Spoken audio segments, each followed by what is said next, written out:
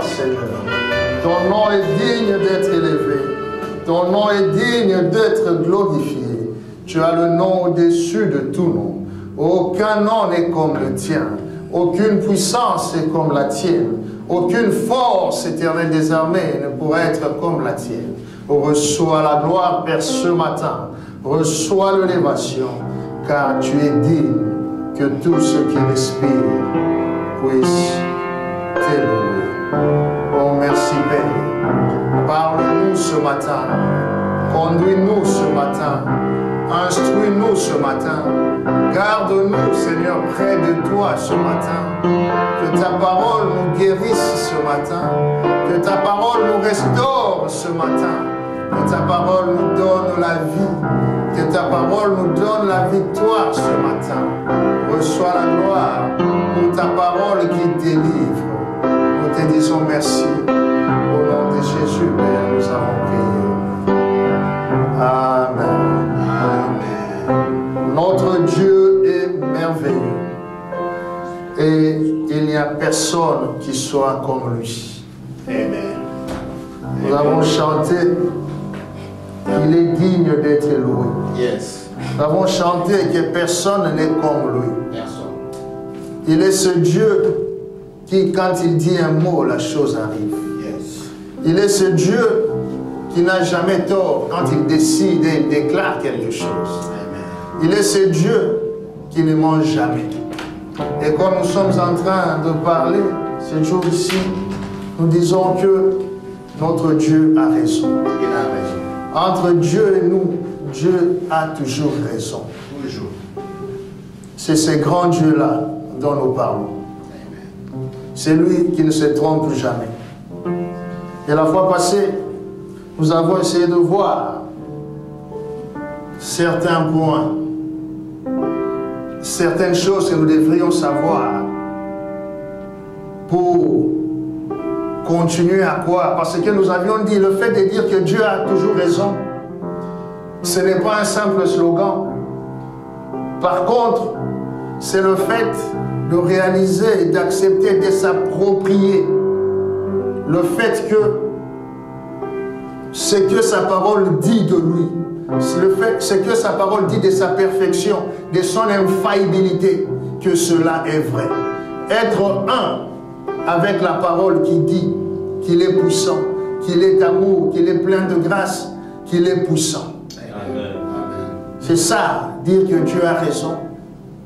Ça veut dire que reconnaître que Dieu a raison, c'est l'aimer. Amen. Reconnaître que Dieu a raison, c'est garder ses préceptes. Garder le précepte du Christ. Comme il a dit, celui qui l'aime gardera ses commandements. Amen. Et quand tu gardes ses commandements, tu sauras toujours lui donner raison. Et parmi certains points, on avait dit que tu n'es pas tout le monde et tu n'es pas les autres. Ce que tu es, ce n'est pas comme l'autre. On a dit que tu peux entendre, nous pouvons tous entendre les mêmes choses, mais nous ne sommes pas obligés de réagir de la même manière. Nous avons parlé de tant d'autres choses. Nous y reviendrons plus tard. Aujourd'hui, nous allons continuer toujours dans notre lecture et dans ces choses que nous devons savoir pour rester toujours près de notre Seigneur. Où que vous soyez, bien-aimés, que l'Éternel vous bénisse. Amen. Quel que soit le pays dans lequel vous soyez, que l'Éternel vous bénisse. Amen. Que l'Éternel vous garde. Vous qui êtes ici avec nous à Saint-Louis, ceux qui sont avec nous dans d'autres États et villes des États-Unis, ceux qui sont en Europe, au Canada, en Afrique du Sud, au Congo, au Gabon, partout au Cameroun, que la paix du Seigneur soit avec vous. Amen. Et que le Seigneur vous aide à savoir toujours lui donner raison.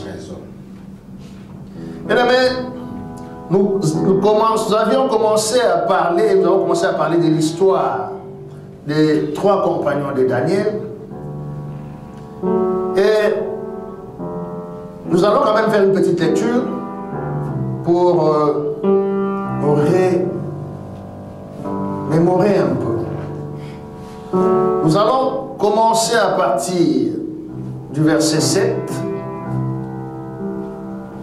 pour nous donner une certaine idée.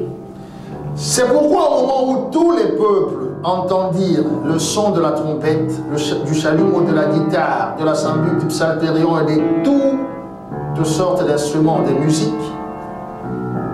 tous les peuples, les nations, les hommes de toute langue se prosternèrent et adorèrent la statue d'or qu'avait élevée le roi Nebuchadnezzar.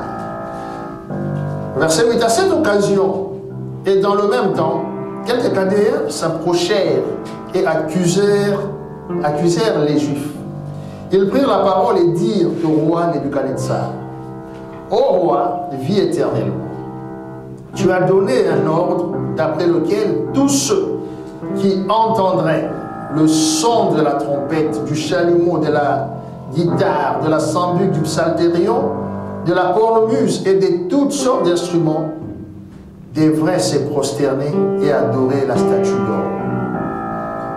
Et d'après lequel quiconque ne se prosternerait pas et n'adorerait pas serait jeté au milieu d'une fournaise ardente. Or, il y a des Juifs à qui tu as remis l'intendance de la province de Babylone, Shadrach, Meshach et Abednego, hommes qui ne tiennent aucun compte de toi, au roi. Ils ne servent pas tes dieux et ils n'adorent point la statue d'or que tu as élevée. Alors Nebuchadnezzar, irrité, furieux, donna l'ordre. On amena Shadrach, Meshach et Abednego, et ces hommes furent amenés devant le roi. Nebuchadnezzar prit la parole et leur dit: Est-ce des propos délibérés, Shadrach, Meshach et Abednego, que vous ne servez pas mes dieux et que vous n'adorez pas la statue d'or que j'ai élevée? On va d'abord s'arrêter là. Nous avons dit que pour savoir donner raison à Dieu, pour savoir continuer à garder le précepte de Christ, il y avait une des choses qui était que servir un homme ne veut pas dire servir ses dieux. Vous pouvez servir un homme, mais vous n'êtes pas obligé de servir ses dieux. C'est là où nous nous sommes arrêtés. Et dans cette lecture, nous voyons le roi les appeler et leur dire: pourquoi est-ce vrai d'abord ce que j'ai appris, que vous ne voulez pas servir mes dieux. Mais avant ça, quand la parole est arrivée au roi, la Bible nous dit que Nebuchadnezzar, irrité et furieux plutôt, donna l'ordre qu'on amena Shadrach, Meshach et Abednego. Bien-aimés, vous savez, plaire à Dieu, quand vous voulez plaire à Dieu, sachez que vous ne plairez pas à tout le monde. Quand vous voulez plaire à Dieu, même ceux qui sont élevés, parfois, vous ne leur plairez pas. Entre donner à Dieu raison et donner à un homme raison, nous avons chanté tout à l'heure, avant le premier chant, que Christ était mort pour nous, il s'est donné pour nous. Vous savez, c'est lui qui est mort pour vous. Il vous aime tellement qu'il ne peut pas vous conduire là où c'est mauvais. Si nous nous plaisons à Dieu, si nous devons plaire à Dieu, parce que le Seigneur a manifesté un amour pour nous qui est tel que ce n'est qu'avec lui que nous sommes sur le bon chemin. Ce n'est que selon lui que nous arriverons à bon port. Nous devons lui plaire parce qu'il est mort pour nous et il nous a donné la victoire. Aucun homme bien-aimé n'est mort pour toi. Ici, ces hommes ont rencontré le roi furieux. Le roi, la Bible dit que le roi était irrité. Et parce que tu plais à Dieu, tu entendras les nouvelles des irritations des autres. Parce que tu plais à Dieu, tu recevras des nouvelles de l'irritation du monde. Parce que tu veux plaire à Dieu, n'est pas marcher comme le monde veut que tu marches. Attends-toi à vivre parfois la colère de ceux, même avec qui tu n'avais rien comme problème, mais seulement parce que tu plais à Dieu. Tu vas rencontrer ces choses. Comme quelqu'un m'avait dit une fois, vous savez, on était quelque part dans un des pays que je connais, il dit, vous savez, tu n'es pas obligé, et ça s'applique partout, tu n'es pas obligé de faire du mal à quelqu'un pour qu'il te haïsse. Tu n'es pas obligé de faire quelque chose à un homme pour qu'il ne puisse pas t'aimer. Vous comprenez? Donc, parfois, parce que seulement tu as plu à Dieu, tu vas avoir des irritations. Des gens irrités contre toi, des irritations de gens. Tu vas avoir des colères et des problèmes avec les gens. Donc, comprends que celui qui plaît à Dieu s'attend à ce genre de choses. Il s'attend à ce genre de choses. Mais voilà ce qui s'est passé. Quand ces hommes se sont approchés, quand on les a amenés auprès du roi, la Bible dit que lui-même, le roi, a pris la parole. Et il leur dit, est-ce des propos délibérés, Shadrach, Meshach et Abednego, que vous ne servez pas mes dieux et que vous n'adorez pas la statue d'or que j'ai élevée? Dans une autre version que j'ai lue, on dit, est-ce par préméditation? Vous savez, la manière dont le roi les a abordés, malgré qu'il était furieux, mais la manière dont il les a abordés, c'était comme quelqu'un qui s'arrangeait à vouloir leur donner une deuxième chance.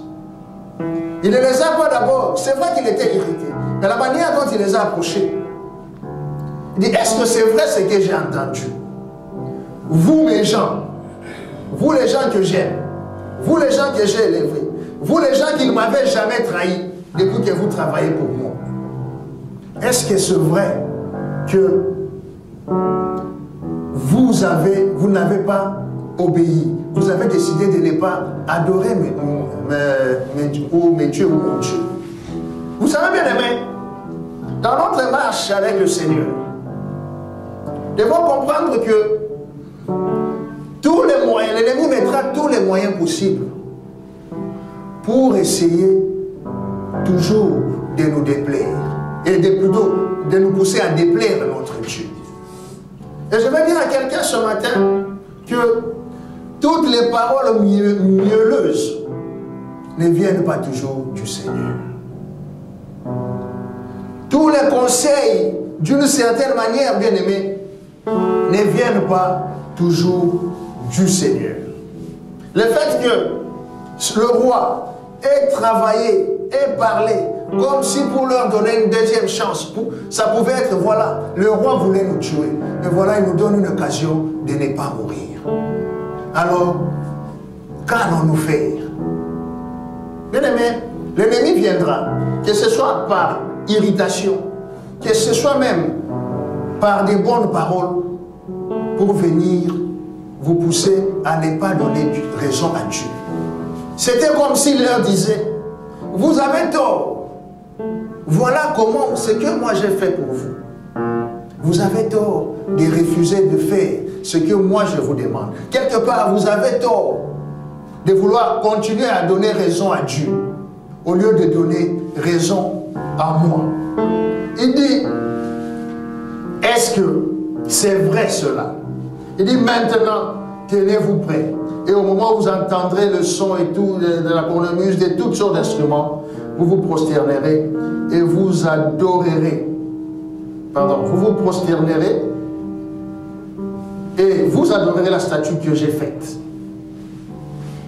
Si vous ne l'adorez pas, vous serez jeté à l'instant même au milieu de la fournaise ardente. Et quel est le Dieu qui vous délivrera de ma main? Vous savez, le roi est allé par la manière de leur donner une seconde chance, mais en même temps après, il leur dit que si vous ne faites pas, si vous ne donnez pas tort à Dieu, parce que Dieu a dit vous n'adorerez aucun autre que moi. L'Éternel a dit que vous n'adorerez aucun autre. Vous, si vous ne suivez pas ce que je dis, vous suivez ce que l'Éternel vous dit, sachez que je vais vous jeter là où il y a le feu, dans la fournaise ardente. Et il dit que on verra quel est le Dieu qui vous délivrera de ma main. Vous savez, parfois, nous aimons que quand quelqu'un parle mal de Dieu, quand quelqu'un blasphème vis-à-vis de Dieu, nous aimons parfois que Dieu le tape sur place. Nous aimons parfois que Dieu le corrige sur place. On se dit, mais comment celui-ci parle de Dieu comme ça? Et souvent, certains ont l'habitude, parfois même quand quelqu'un parle, elle commence déjà à maudire la personne. Il dit, parce que tu parles comme ça de Dieu, voilà, voilà, voilà. Il déclarait certaines paroles. Mais bien aimé, il faut comprendre que le fait que Dieu soit silencieux ne veut pas dire qu'il n'entend pas. Le fait que Dieu soit silencieux ne veut pas dire qu'il ne sait pas ce qui se passe. Ces gens, on a mal parlé de Dieu, de leur Dieu, du Dieu qu'ils servaient. On a blasphémé. Le roi dit, je vais voir quel Dieu, qui peut faire, qui peut vous délivrer d'entre mes mains. Pendant que ce temps vous parlait, Dieu entendait, Dieu écoutait. Bien-aimé, je ne veux pas que tu penses que pendant que l'homme se croit être capable de tout faire, que Dieu est absent. Pour continuer à donner raison à Dieu, tu dois savoir que même s'il est silencieux, il est toujours là. Amen. Même si les hommes l'insultent, il est toujours là. Ce n'est pas parce qu'on dit qu'il ne peut pas, qu'il ne peut pas. Ce n'est pas parce qu'on dit qu'il ne va pas faire, et qu'après tu n'entends pas dire que je ferai, qu'il ne peut pas faire. La réaction de Dieu ne vient pas nécessairement quand toi tu veux qu'elle vienne. L'action de Dieu ne se fait pas quand toi tu veux qu'elle s'efface. Même si tu trouves que pourquoi il a permis que ces choses s'effacent, d'après toi, pourquoi Dieu a permis cela? Mais l'Éternel, qui sait toutes choses, qui a toujours raison, c'est pourquoi il faut que ces choses-là s'effacent. Amen. Le roi Nebuchadnezzar a dit, je verrai qui est celui qui va vous délivrer d'entre mes mains. Peut-être qu'on vous a aussi dit ce genre de choses. Vous croyez que le Dieu que vous servez là peut faire quoi dans telle situation? Vous croyez que Dieu peut changer quoi? Après tout ce temps, est-ce que vous pensez que Dieu peut même agir? Si Dieu pouvait intervenir, il l'aurait fait. Si Dieu pouvait changer cette situation, il l'aurait changé. Mais pendant que vous savez que je suis avec Dieu, je suis en train de garder les préceptes de Christ, je suis avec le Seigneur Jésus, comment est-ce qu'on me dit ceci? Bien-aimé, même si on vous dit ça, comprenez que le fait qu'il soit silencieux ne veut pas dire qu'il est perdant ou qu'il n'a rien à faire. Amen. Amen. Il leur a dit, et je verrai qui vous délivrera de ma main. C'est qu'il est bon, verset 16. Shadrach, Meshach et Abednego répliquèrent au roi Nebuchadnezzar. Il dit, nous n'avons pas besoin de te répondre là-dessus. Il dit, dans ce que tu as dit, nous n'avons pas besoin de te répondre là-dessus. Vous savez, il y a des gens qui aiment toujours parfois répondre, donner des réponses qu'il ne faut pas donner au moment où il ne faut pas donner. Ils veulent parler pour qu'on entende qu'ils ont parlé. Ils veulent dire des choses, mais ils ont dit, nous, par rapport à ça, nous n'avons pas besoin de te répondre là-dessus. Mais voici que notre Dieu que nous servons, ils ont parlé de leur Dieu. On leur a présenté un autre Dieu qu'ils devaient adorer.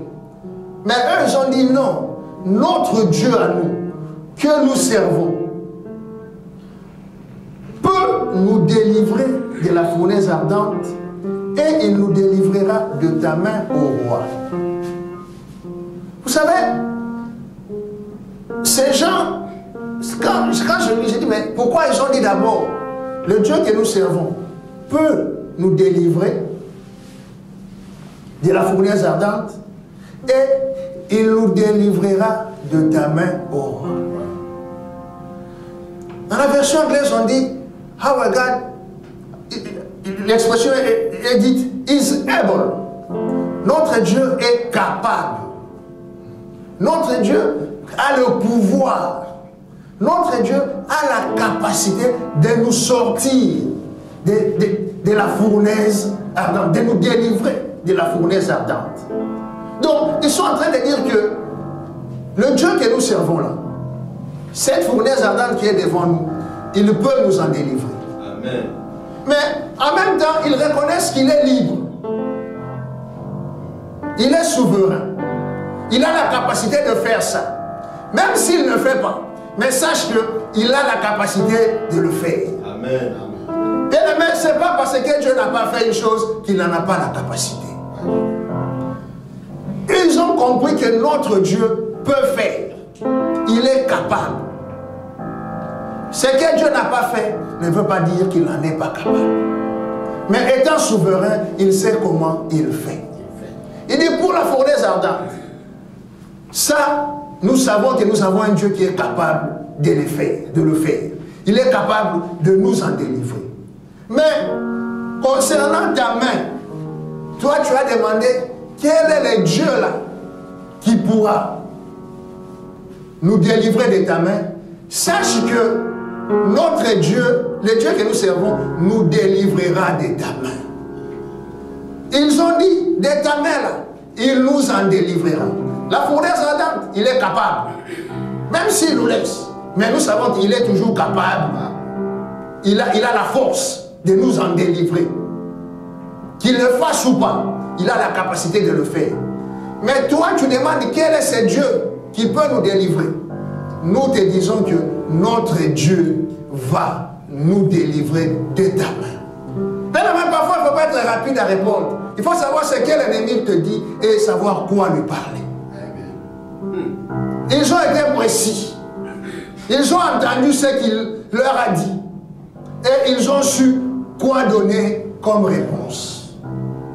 Quand vous restez avec Dieu, quand vous voulez faire avec Dieu, il est celui qui saura vous donner même les réponses qu'il faut.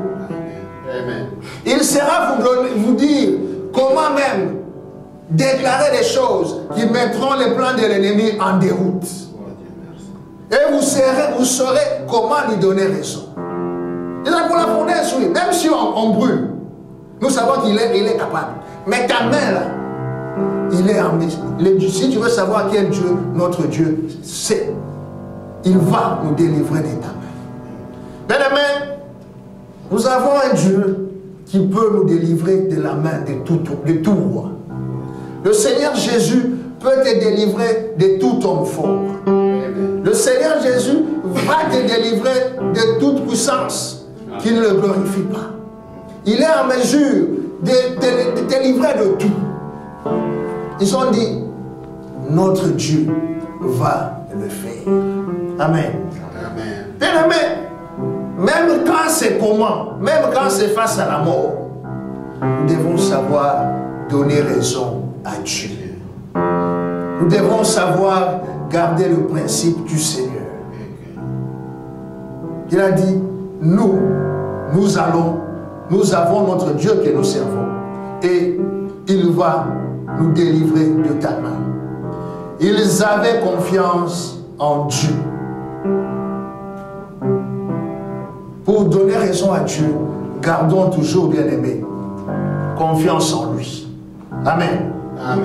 Car personne n'est au-dessus de Dieu.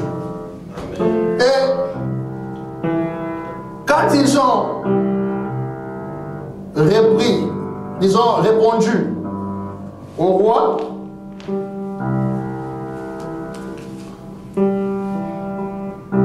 quand ils ont répondu, le verset 19 dit, sur quoi Nebuchadnezzar fut rempli de fureur et il changea de visage.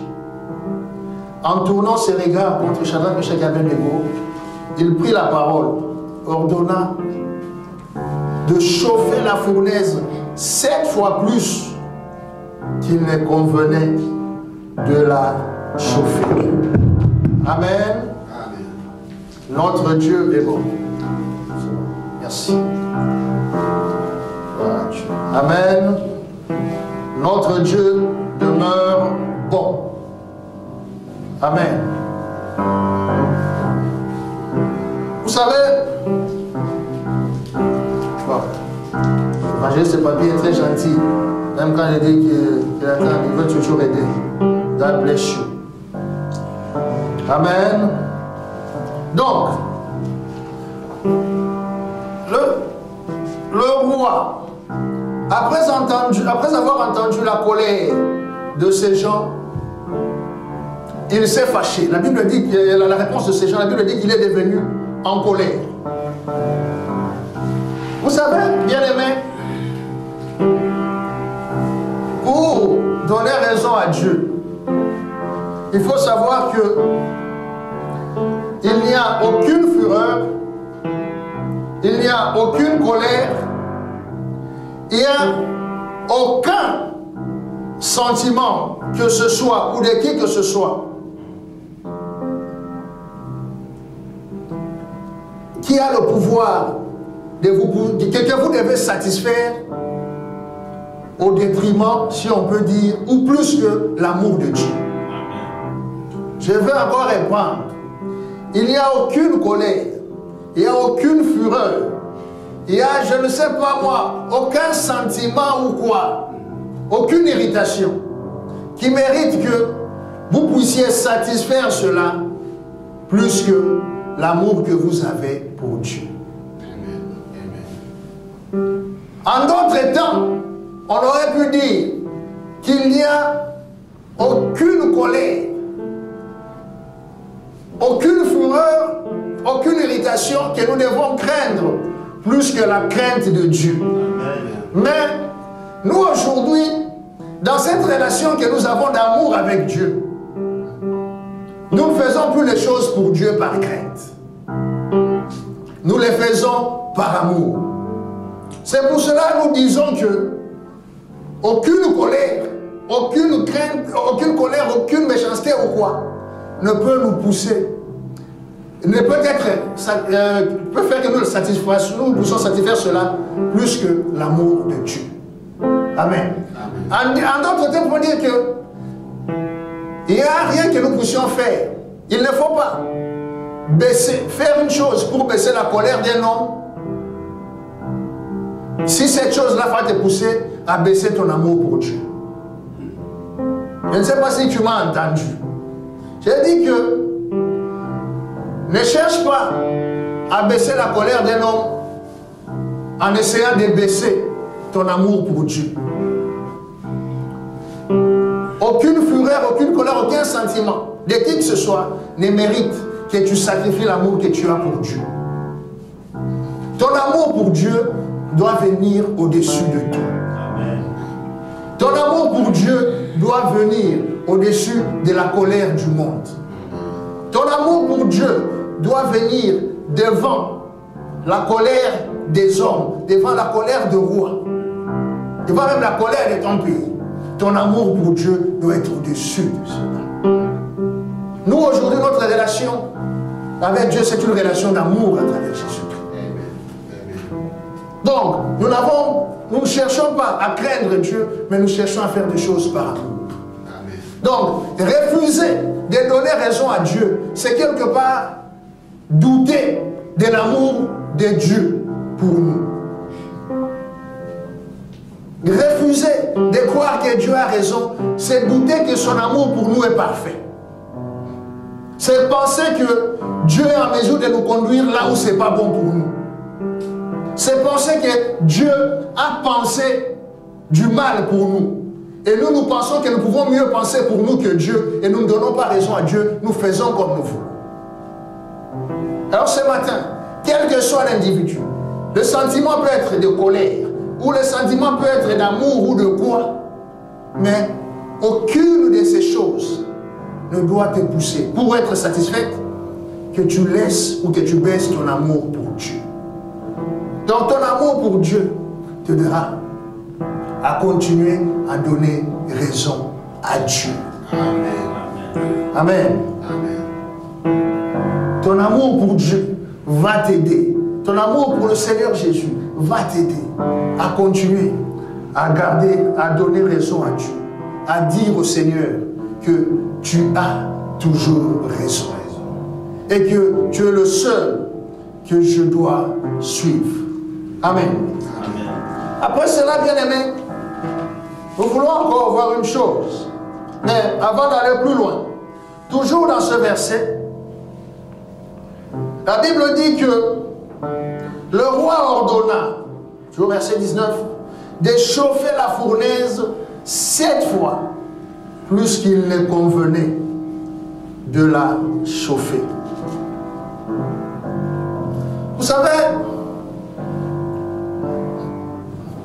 quand les humains sur terre, quand les gens se battent, parfois pour avoir plus de fait dans le combat, ils multiplient leurs armes, ils multiplient leurs forces. Mais tu dois comprendre, toi qui appartiens à Dieu, que le fait que tes ennemis multiplient le danger, multiplient les attaques contre toi, cela ne va pas pousser Dieu à prendre plus de précautions. Amen. Donc, que tu aies 1000 ennemis ou que tu aies un ennemi, cela ne change rien à la puissance de Dieu de les vaincre. Amen. Parfois, quand c'est petit, tu dis oui, quand le problème devient plus grand, le danger devient plus grand, tu crois que cela aussi devient plus grand pour Dieu. Non. Ce qui est plus grand pour les hommes ne peut jamais être plus grand pour Dieu. Plus ton danger devient grand, plus, comment je peux dire, la solution de Dieu sera encore merveilleuse. Amen. Donc, le fait qu'on ait chauffé 7 fois de plus le feu, cela n'a pas demandé à Dieu de se préparer 7 fois pour s'occuper de ses enfants. Le fait que tu avais un ennemi d'abord ou un danger d'abord, il devient 10 pour te combattre, cela ne va pas demander à Dieu de se préparer 10 fois pour venir t'assister. Donc, ne pense pas que la grandeur de ton danger dérange l'action de Dieu pour ta vie. Pour donner raison à Dieu, tu dois savoir cela, que quel que soit les dangers qui arrivent, quelle que soit la multiplication des dangers, cela ne va pas demander à Dieu de se préparer plus pour moi. Parce que avant qu'il m'envoie sur terre, il s'était préparé pour moi. Amen. Par rapport à tout. Amen. Avant que je vienne, il avait tout organisé pour moi. Christ en mourant, il a remporté la victoire pour moi par rapport à toutes sortes de dangers qui allaient venir. Donc que je ne dise pas que chauffer une fois, c'était bien, mais chauffer 7 fois. Est-ce que Jésus s'était préparé? Il s'est préparé à tout. Quelle que soit la multiplication des dangers. Toi qui crois au Seigneur, tu diras, Seigneur, toi tu as toujours raison. Amen. Toi tu as toujours raison, je te fais confiance. Amen. Je vais marcher selon toi. Je vais suivre tes principes. Je vais garder tes préceptes. Je vais montrer que tu es digne, que je puisse toujours t'aimer. Bien-aimé, ne te détourne pas de ce Dieu qui t'aime. Ne regarde pas la colère de ces gens-là qui veulent te nuire. Ne te regarde pas combien ils sont préparés. Tu as l'Éternel des armées qui s'est préparé avant que celui-là sache même, l'autre qui veut te nuire, sache même comment on utilise une arme. Avant qu'on puisse créer une arme, lui, il existait déjà. Il est celui qui connaît comment limiter les effets des attaques qui arrivent vers toi. Et d'ailleurs, il dit qu'il est ton bouclier. Amen. Comment ne pas donner raison à un tel Dieu? Bien-aimé, comment ne pas faire confiance à un tel Dieu? Comment ne pas croire à celui-là? Car il est merveilleux. Il est bon. Il est grand. Et il ne change pas. Je veux que tu dises que mon Dieu est merveilleux. Là où tu es, quel que soit l'instant où tu es, le lieu où tu es, dis seulement que mon Dieu est merveilleux. Le Seigneur Jésus est merveilleux. Il connaissait tous les genres d'attaques qui devaient venir dans ma vie. Et il connaît toutes les attaques qui viendront demain dans ma vie. Et face à ça, il s'était déjà préparé. Donc, quel que soit ce que je vois aujourd'hui, quel que soit ce que je verrai aujourd'hui, rien ne mérite que je trahisse l'amour de Dieu. Rien ne mérite que j'abandonne Dieu.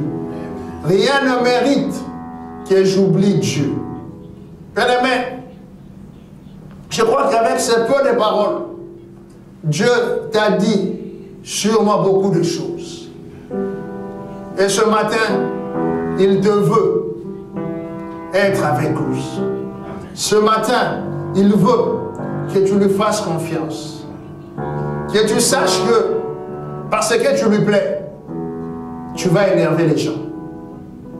Que tu saches que parce que tu lui plais, les gens viendront te dire des choses pour que tu te détournes de lui. Que tu saches que parce que tu lui donnes raison, même s'il garde silence, il n'est pas absent. Même s'il garde silence, il n'est pas loin. Que son silence n'est pas son absence.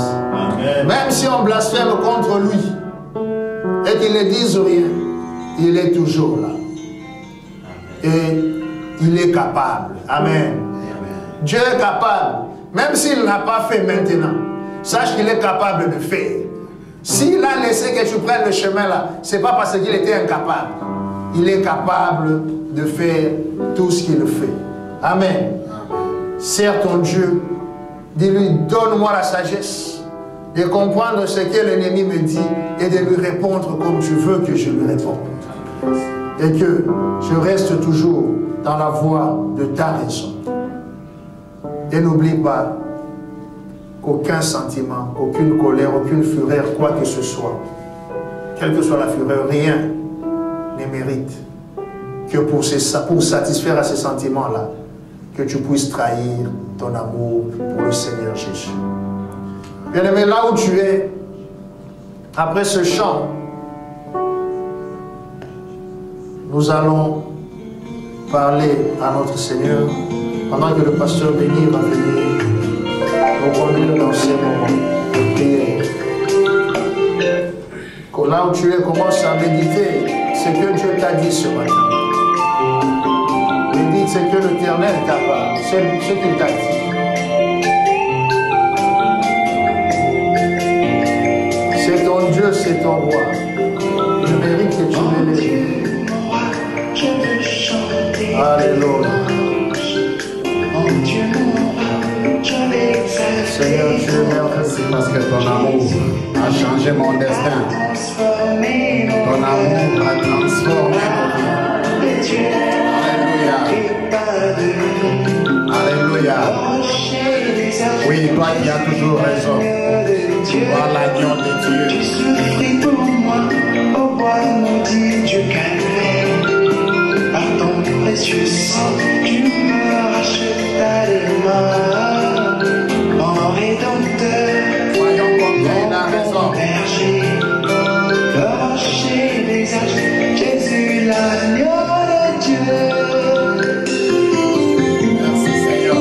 C'est toi l'agneau de Dieu. Ta résurrection est pour moi le salut. Seigneur, merci pour ta mort et surtout pour ta résurrection. Pour moi Alléluia. la victoire. Témoin fidèle, premier-né des morts, le rocher des âges, Jésus l'agneau de Dieu. À la Pentecôte, tu déversas ton esprit.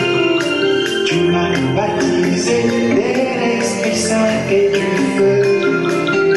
Christ est en moi, l'espérance de la gloire. Le rocher des âges, Jésus l'agneau de Dieu. Sur elle est nuée, bientôt Jésus Seigneur, merci parce que tu reviens nous prendre. Parce que tu nous aimes, mon Dieu. Alléluia. C'est à cause de ton amour que tu reviens pour nous prendre, mon Dieu. Alléluia. Merci, mon Père.